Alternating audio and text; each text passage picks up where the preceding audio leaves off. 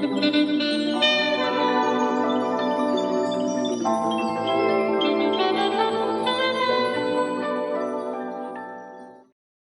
YouTube. I don't even know how to start these videos anymore, bro. I just be doing my motherfucking thing. But we finna react to, what is this, Jubilee, bro? Should white people adopt people of color? Personally, I don't, honestly, bro, I don't think I have an opinion about this, to be honest. I don't think I give a fuck. Hey, look, as long as the baby got a proper and safe environment to be raised and live in, bro, go for it. Cause it's better than that child to be in the system, bro, waiting to be adopted. It's better that they have a nice, happy, healthy home than just in the system with nowhere to go. So we're gonna get into it though. I feel like some of these people gonna have some takes that I may agree or may not agree with, but we're gonna figure it out.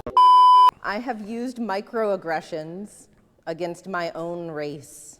I hated being Asian growing up. I despised it. And I just remember making the crudest, most horrible jokes because in some way I felt like this was expected of me to make everyone feel comfortable about my adoption.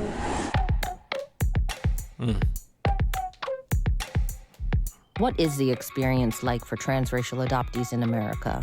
We partnered with Lionsgate on their upcoming film Joyride to hear the stories of real-life adoptees and how their experiences shaped their lives. Adopted kids are more screwed up than biological kids. 3, 2, 1, go. I don't know if I mean, I agree somewhat. I'm really curious about you two first. Yeah. I know so many biological kids that are screwed up. And they were raised in like a healthy, nuclear, cliche, white picket fence family. And I know several adopted kids that are so successful, that are doing great. I mean, shout out Simone Biles. She went to the Olympics and she was adopted. Right. Can I move? Like, she changed my mind a bit. Like, Come on. I'm like, she has. I agree somewhat though. I agree somewhat. Why can I strongly disagree with that? Like, look, okay, boom, right. Of course, there are going to be people on both sides of the playing field. There are going to be some adopted children that aren't fucked up in the head or whatever, and there are going to be those that aren't adopted that be tweaking. So of course, you know what I'm saying? That's expected. But I feel like from a general standpoint, adopted kids are, I don't think screwed up is the right term. I think they have a harder time in life because they don't come from tight-knit, healthy households and familiar family members that they can become comfortable around and become a part of their everyday world. I do not think that, I think because they don't have those experiences and opportunities to create those experiences, I think due to the lack of that, they do have a harder time in society, in their lives, from an emotional standpoint, than biological kids. I think that. No, because like a little bit though. Changed my mind on that because like as a foster kid and like somebody who went through all that, we are up. You know, like we go through so much, like through that whole process. That's what I was saying. Seeing and feeling neglected from like the foster parents, but I don't let my past where I grew up like define who I am to make me screw Exactly. So I'm on strongly agree because I've been through a few therapeutic boarding schools, wilderness programs. One of them, I remember, it's a place where wealthy parents send their children, so it's privilege. And even with all that privilege, everybody there was messed up, just saying like they weren't stable, whether it was a drug addiction or just like bad temper or violence. Adoptees all carry this trauma.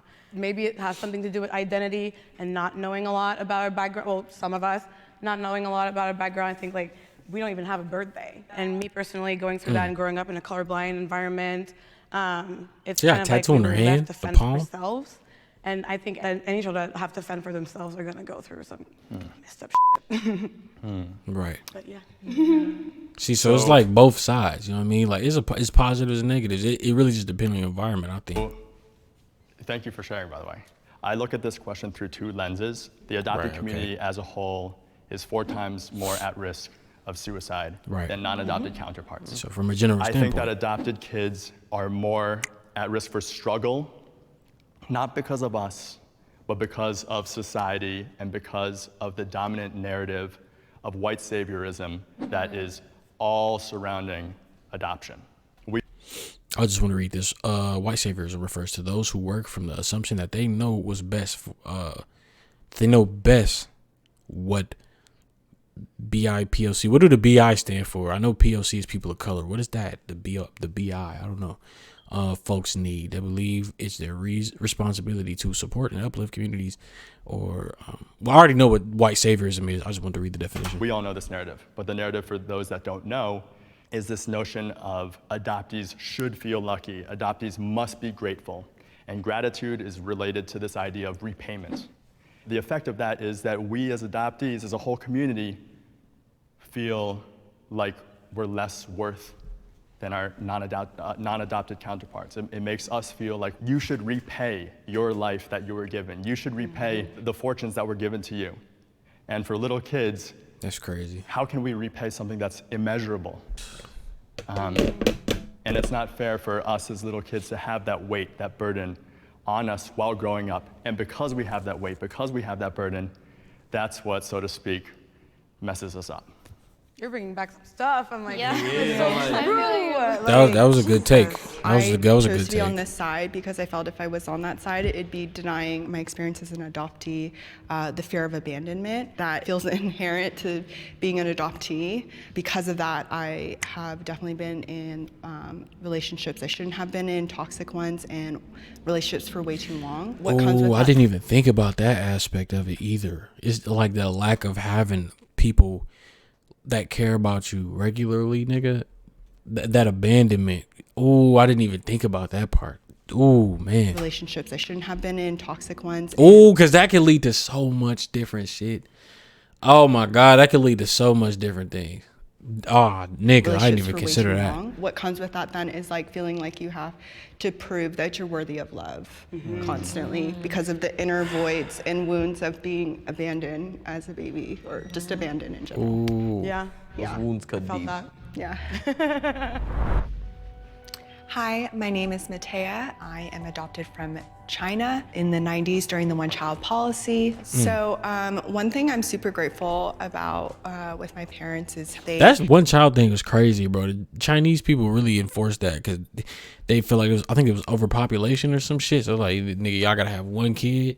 And if I'm not mistaken, they either had to send the other one for adoption or they had to like unalive that motherfucker, which is kind of crazy. So one thing I'm super grateful about with my parents is they really valued making sure that my brother and I experienced our heritage. Every summer, we would go to this camp that specifically focused on our Chinese heritage and taught us different aspects of it. So like language, calligraphy, dance, martial arts. And so that was a really special and I think important experience. That's fire.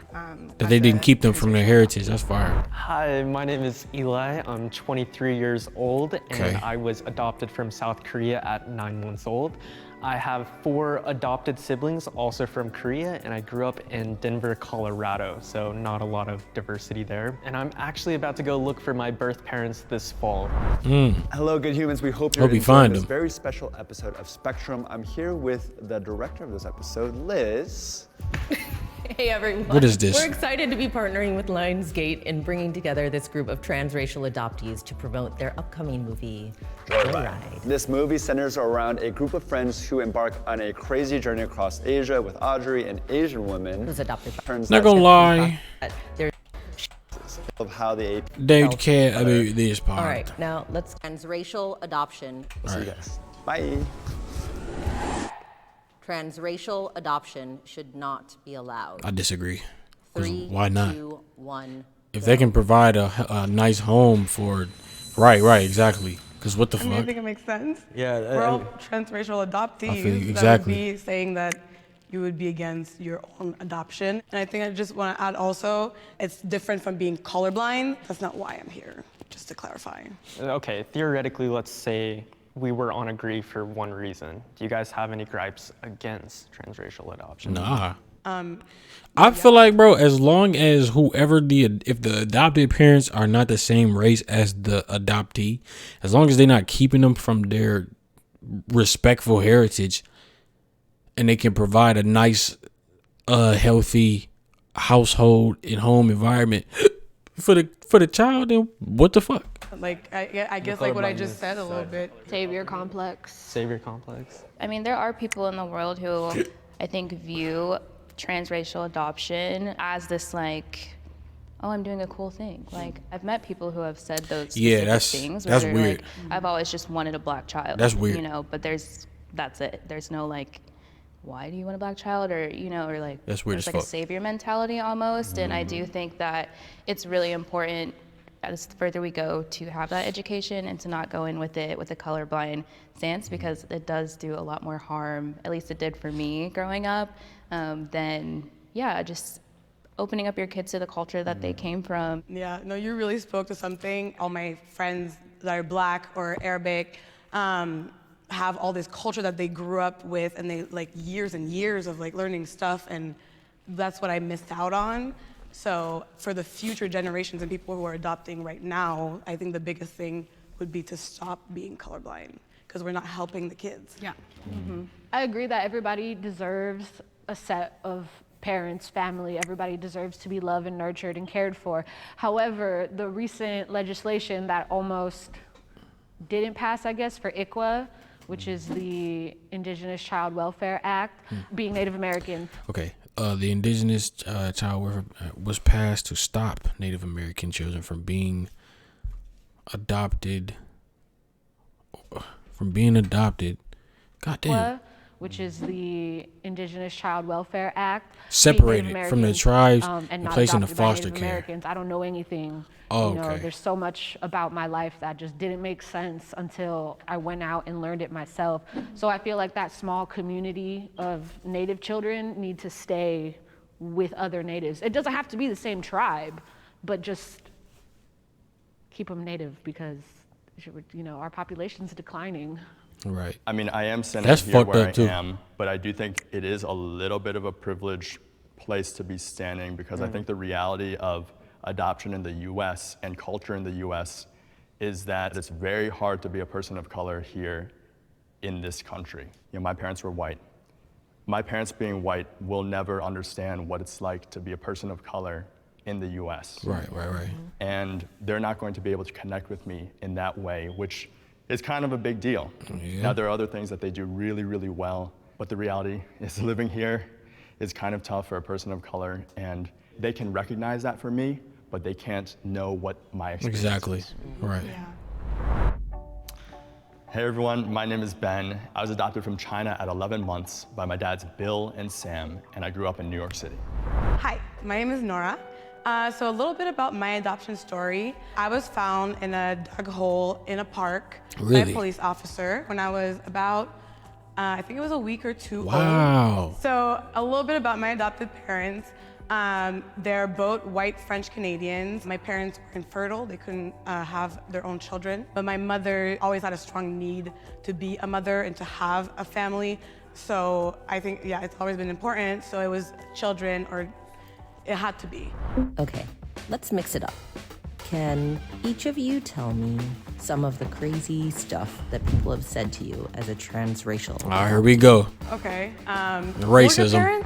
Because my parents are white, so they never know where they are in the crowd. Do you know your real parents, though? Okay, no racism. What country are you originally from? Oh, yeah. Where are you from? I used to get made fun of being adopted, so I would say my parents chose me. Yours just stuck with what they got. All right, then. Say, talk that shit, then. Motherfucker, be Yours that. chose me. Yours just stuck with what they got. Okay. You're so lucky. Congrats. Oh, that was a big one. People would literally be like, congratulations. For what? Are your parents coming to the parent meeting conference? They never came. Or are they coming to your football game? Never came. For me, it actually comes from other Asians, so the microaggressions. It's like, yeah, Eli's white, or hey, if we go to a potluck, you can bring them a meatloaf, right? Reset. That's crazy as fuck, boy. There should be trauma dump moment right there. Yeah, but adoptees can laugh at that, right? Yeah, I mean, no. We the amount of dark humor we go through, like, I mean, come on, it's very common. Yeah. How's it going? My name is Prodigy.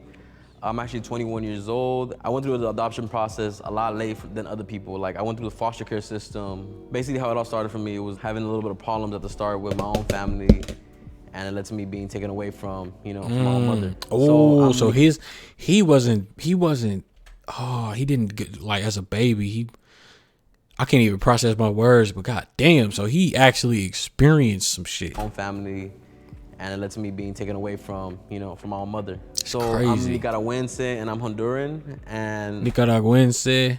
That's how you say Nicaraguense. I was reading that shit like, how do you say that, bro? Nicaraguense. From, you know, from my own mother. So I'm Nicaraguense and I'm Nicaraguense. Honduran, and my adoptive parents, they're actually Salvadorian. And, you know, even though we are from the same branch in Central America, at the end of the day is that everybody has their different cultures. Like with Nicaragua and Honduras, like they were at war at some point. Same with Nicaragua and El Salvador. So at first it was a little bit of trouble, but at the end of the day, like, they're still my family. I can still go to their house. I like how he pronounced them shits. Trouble. Nicaragua and Honduras, like they were at war at some point. Same with Nicaragua and El Salvador. So at first it was a little bit of trouble, but at the end of the day, like, they're still my family. I can still go to their house and eat on the same table with them. But like I said, I'm a proud Hispanic.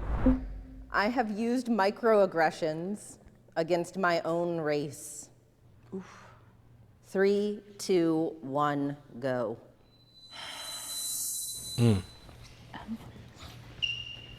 think when I was younger, there was definitely some jokes that I made, which I deeply regret, but trust me, I'm picking up the slack now. But I think it's also the fact that I was growing up countryside in like a predominantly white place made it so that like I accepted a lot of things, little comments or little jokes that I would just let slide, or people using the N-word. And I think when I started learning more about Black culture, that's when I was like, okay, that's so look, I think we all kind of deal with that type of situation. Like, at least I know I have, right? I'm not gonna lie. Like, when I was younger, I did used to allow like people that didn't look like me to say the N-word type shit. And to be honest, bro, I didn't see how that was a problem back then, because it's like, nigga, those are my friends. You know what I mean? Like, this is my homie. You know what I mean? He want to say the N-word, nigga. He not using it in a bad way. He using it the same way I use it. So fuck it. But it's like, now that I'm older, it's like, nah, bro. You feel me? Like, nah. And to be fair, right? I'm not gonna lie. At least sometimes around people that I don't really know too well, that's not Black, I don't really like to say nigga that much, because I don't know. I just feel like, at first I didn't think like this, but I started to feel like over time, if I don't want them to say it, not saying that they would say it because I say it, but if I don't want them to say it, bro, I probably shouldn't say it around them either. Granted, that don't mean I won't. Like, don't get it fucked up. Like, if I'm around somebody that I ain't too cool with, they ain't Black, and I see somebody doing some bullshit, I'm like, bro, that nigga tripping. You know what I'm saying? Like, I'ma still use that shit, bro, but it's just like, in a way, I just feel like this is my white homie. Or a white, a white guy or whoever the fuck. I'm not too cool with him. You feel me? So I ain't just gonna be throwing out the N-word like that. I'm probably, you know what I'm saying? I'm gonna say something else. Especially I don't want him using it type shit. I don't know. I stop myself from saying this sometimes too. Yeah, and low key, it's such an awkward feeling, because it's like, I can say this shit, but it's like, I just feel like in this setting, I probably shouldn't. Like, I don't know, bro. It's an awkward feeling though, bro. It's awkward as fuck. Not okay, and this is why. But I think that also comes with maturity and age. So I'm on strongly agree, because I hated being Asian growing up. I despised it. And it probably ain't even his fault. My dad would give me a buzz cut. I had glasses, and so every time I went out, we just kind of would get looks because there's 5 adopted kids. And man, I just remember making the crudest, most horrible jokes. Nah, not playing certain music is crazy. I'm still listening to my shit though. Like, nah, I wouldn't go that far. Like, you can't take all my culture. Nah, fuck that shit. Like, because it, in a weird way, validated me as like an Asian almost, because in some way I felt like this. Shit, some white people listen to more rap music than Black people, if you want to be 100. As like an Asian almost, because in some way I felt like this is what was expected of me, to make these jokes, to make these comments, to make everyone laugh and feel comfortable about my adoption. And what I realized is, dang, like first off, I'm starting to believe this stuff. Second off, I'm doing it in service of others. Like I'm making these jokes to make other people feel comfortable. I do identify with your story as well. I grew up also like hating that I was Asian, but like specifically Chinese. I would hear like kind of a negative connotation about Chinese, that like they're liars and they're ugly, and also being around predominantly white community and like in high school, like hanging out with a lot of group of girls that were often white and I was the token Asian, like just made me more and more hate my appearance and not think that I was attractive. I guess with being insecure with that, it's almost like, yeah, that internalized racism and like self-hatred that happens. So that's why I am on this side as well. Oh, can I add one thing to that? Yeah. Like totally resonant with what both of you guys were saying. I was always proud to be Asian. I was proud of my differences, but I think it was always interesting reckoning with this idea of being proximal to whiteness. And what I mean by that is when white people growing up said, oh, like you're basically white, they were saying that to validate me as being like a first-class citizen because I'm like almost white because I was raised in a white family. And then when Asians would call me a banana, or when Asians would say, oh, well, you're not really Asian, that would hurt on a different level. That shit's stupid. Because, of course, we are Asian. And yeah, it just feels incredibly invalidating. I mean, for me, like, I'm on strongly disagree because I'm a proud Hispanic. Like, I'm Nicaraguense and I'm Honduran, and I'm always gonna be proud of that no matter what. And I get how some people can be like, oh, my race, like, it falls in my bloodline that, like, there's alcoholism, drug addicts, but I'm never gonna let that define my anger or my percentage of how I am or how I represent myself ever. Right. Yes. So I would say with my family, like cousins, grandparents, all of that, the conversation of my adoption didn't really start happening until like when Mike Brown was shot. That was kind of the first time that I really felt. I remember that. Oh, I remember that shit. August 9th, 2014, Officer Darren Wilson shoots and kills Michael Brown, unarmed black teen, Ferguson, a suburb of St. Louis. Protests and riots ensue in Ferguson. I can't read it to the subtitles. I don't feel like the movie. Did by my own family. I remember that. I think I was trying to get them to recognize like August 2014. And there are people right now. August 2014. I was a sophomore, right? Finna be a junior? Nah, I was a sophomore. Now who look like me that are going through very traumatic things, but my family didn't view it that way. I felt very invisible. Yeah, I didn't have anyone. No, August 2014. I finished freshman year and it was about to be a sophomore. That's what it was. Why can't I hear? What'd I just do? Mute it. My fault, y'all. Yeah, I didn't have anyone to relate to. All my family comes from a really small town in the Midwest, like 95% white, and to the point where like the KKK, it used to be a sundown town, like that kind of thing. And so, yeah, Bro, I went to college, bro, in Livonia, Michigan, bro. That shit used to be a sundown town. It's just a quick thing, though, right? For some reason, I like to go on walks, right? And nigga, I go on walks in Pontiac, bro. I go on walks any time of day, bro. I don't give a fuck if it's early morning, mid, noon, evening, or night.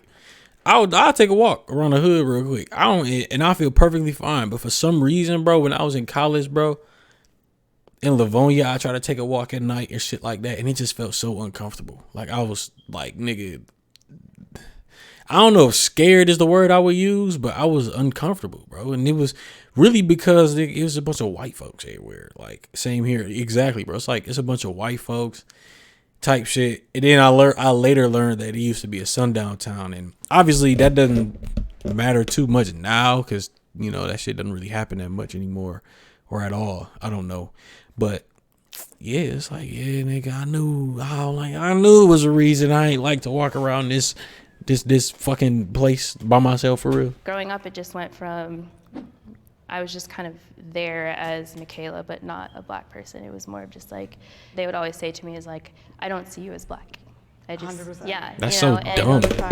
And I was happy. I was glad. Yeah. I was like, yes, I'm not Right. gonna like be a victim of racism. Like, Yeah. Oh my At the God. time, One of 'em. What the fuck? Exactly, yeah. It never bothered me at the time, but I think the more I processed it, the older I got, I realized how damaging that term is, because I mean, I think we've all experienced this of like, who am I? And so then I was like, okay, if my family doesn't see me as Black, what am I? You know, that was like the question that I still sometimes think today, even. That's so that's dumb. like always in the back of my That's all I can say. Like, that shit's stupid. 100%. So true. Hi, I'm Michaela. I was adopted 2 days after I was born in the suburbs of Indianapolis by a single white mother. I met my birth family when I was 18 years old. I found them on Facebook, and it was definitely a whirlwind of emotions. I went from basically just being me to finding out I have 5 siblings and like Were they hundreds of adopted family too? members that all tried to contact me within the span of 24 hours. So it was a pretty overwhelming experience, and I'm crazy. 27 now. But yeah, I'm hoping again to build a relationship with them in the future. Hi, I'm Chris. I was adopted when I was 4 years old by Polish immigrants. They had just immigrated to America in the early 90s and decided that they wanted children. And due to medical reasons, they were unable to conceive, so they adopted a little Native American baby, which is me. Okay. Nature is stronger than nurture. 3, 2, Nature. Okay, what do they mean by nature? 1, Let's see. go. Because I want to disagree, but what do they mean by nature? She don't get Nature it. is stronger than nurture. Nature. Genetics are stronger than how you were raised. Oh. Yeah. Oh, genetics. Genetics are stronger than how. Okay, so Okay, I thought they meant like. Well, they probably would have said environment. Nah, that don't even make sense. Your genetics are stronger than how you were raised. Genetics.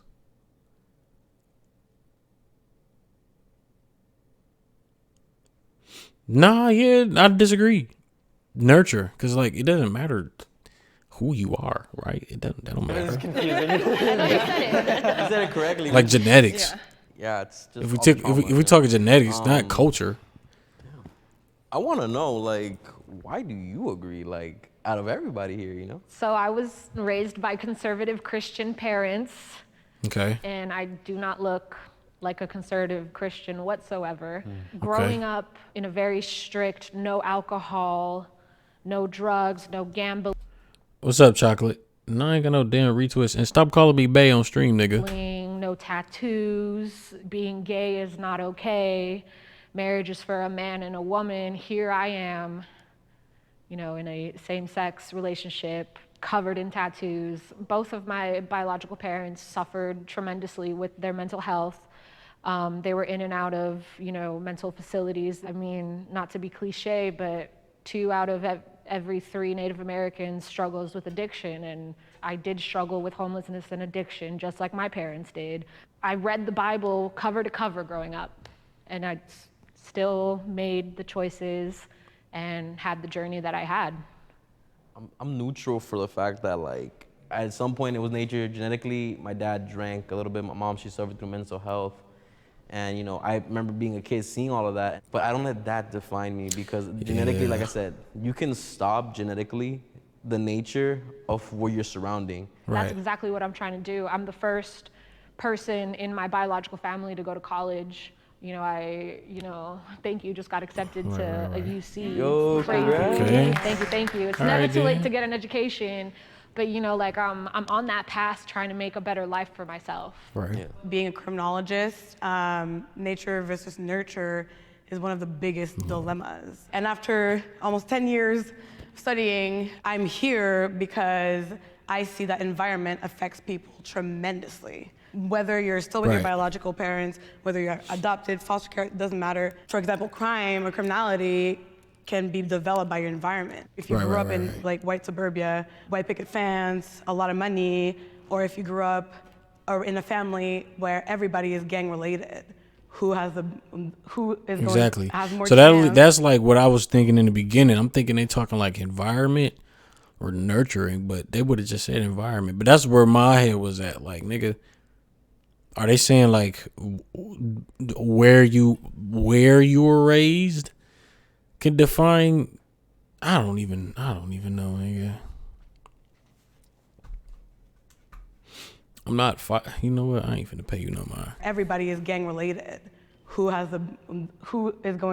more chance of developing criminality, right? Right. And it's not necessarily who your parents are or your bloodline. So that's why I'm Who here. you surround yourself with. Yeah. So I met my biological family when I was 18. Yeah. I went to a family reunion. That was kind of like my first big thing where I like met everyone, like over 100 people. I went by myself. Damn, I definitely 100 niggas at a family reunion is insane. I wouldn't even go. It's like, bitch, I ain't finna get no barbecue. Thing where I like met everyone, like over 100 people. I went by myself. I definitely felt out of place. I was like, these are the people who are my blood and I look like them, but I also felt like a stranger still. And I think that just goes into the identity piece that made it even harder for me, because I was like, I finally met my birth family, but these people do not feel like family at all. Right. But also my birth dad, there's things that I see in him, especially like when I'm angry, we act the same. Or like there's things from my birth mom that we just both like she grew up doing that I've noticed that I do as well. So I definitely think there are things that like I've seen from my family that I've noticed in me, but I also still feel like a stranger at the same time. I feel like also like children, babies, like we mimic a lot. Yeah. So like even, I know this is about transracial adoptions, but if you look at just same race adoption, people would be like, you're adopted, but you look so much like your parents. Or Yes. They get that all the time. Well, it's because you have the same mannerisms. I have the same mannerisms as my mom. Like, but people won't really seek those out or look for that or notice it because my mom is white and I'm black. I am very much like my dad and very logical, very emotional like my mother. I've not gotten the chance to meet my birth family yet. I also grew up very, very Christian, very, very conservatively, and I think that did impact me quite a bit. So I think that it's a push and pull for certain things that are nature and versus certain things that are nurture. So I don't think there's an answer for it, but in terms of transracial adoption, I do want to think about the point of why the question was asked in the first place, which I don't quite understand where the question's coming from. Blood, blood versus not blood. Blood versus water. There you go. Okay. Well, my tangent is a really long tangent, so I Go for it. I'm lost. Okay. Okay. So I totally agree that we have like different brain chemistries. Like I'm predisposed to maybe being a little bit more confident or maybe more happy or whatever it may be. There's neurodiversity. That being said, I don't like this question, and maybe this is what you're getting at. I don't like this question because I think it takes away the responsibility of community, of environment, of society, and of government. Right. And what I mean by that is when we were born in some place and we had no choice to be born, and then when we were displaced and brought up in a completely new environment, there is responsibility for the people closest to us and for the community and the neighborhood to be supporting and championing that person and seeing them not as the ones that are lucky or are grateful, but seeing them as the people that are strong and are resilient and people that we should champion in the society. And that's the responsibility of the people that made a choice that we didn't make as adoptees. Mm-hmm. Yeah, so I contest this question by saying, who cares about nature versus nurture? Nurture is pretty darn important. I think it's more important than nature. Okay. I feel like you have to understand the nature in order to correctly nurture. Because if you don't nurture based on nature, you might not like educate. She got a point. She got a point. But that's from the adopter's standpoint though. Yeah, that's from the adopter standpoint, though, not the adoptee. In the adoptee's case, I say nurturing is more important. But from the adopter, it's like, yeah, okay, you got to understand the nature to nurture correctly. Because, like, a white parent adopt a black baby, they got to understand the nature of the child. What is that child? An African-American child in, say, America, right? understand that because of who they are, right? They growing up as a person of color will be harder. Society may be harder for them, regardless of them being wherever the fuck you are in the suburban neighborhood or whatever, this white picket fence, silver spoon upbringing. That doesn't matter, because nigga, it's people out there like, damn, what was bro name? I don't want to. It was Elijah. I forget his name, man, but he was like a victim of like police brutality, and he didn't, rest in peace. He didn't make it out of that situation, but I forget his name. I wish I could remember his last name, but it was Elijah. His first name was Elijah. You can look him up. Dude, he was like, you see the videos of him. He seemed like a very decent young man. He had a, what I'm saying, spoke very properly, carried himself very well. He was very respectful, and things of that nature. And he still suffered because of who he was, right? Genetically, he still suffered from the same shit that I could suffer from, that countless people in this country have suffered from. So you got to understand that that's still a possibility when raising a person of color, especially a black person, right? And in understanding that, I feel like in understanding that, you will then develop a way to nurture properly, especially if you are not the same genetically as the adoptee. I hope I said that right, because I ain't. Sometimes I'll be trying to explain shit and it don't come out right. Correctly. Yes, yeah, really well said. I'm very happy to be celebrating everyone's differences today, hearing each of your stories and the impact that I know you guys are making in your personal lives. Like, it's very cool, and just know that I'm celebrating you today. Yes. Good shit, guys. I'm just happy I can finally have trauma buddies to talk to this about, you know what I mean? Yeah. That was a fire fucking video. Adoption on 3. Adoption. These niggas tweaking. There was a fire video though, man. I ain't gonna lie. I fuck with that. That was real nice. If you enjoyed that video, make sure you leave a like, man. And hit that sub button. Follow me on Twitch. It's in the description. I'm gonna catch y'all in the next one.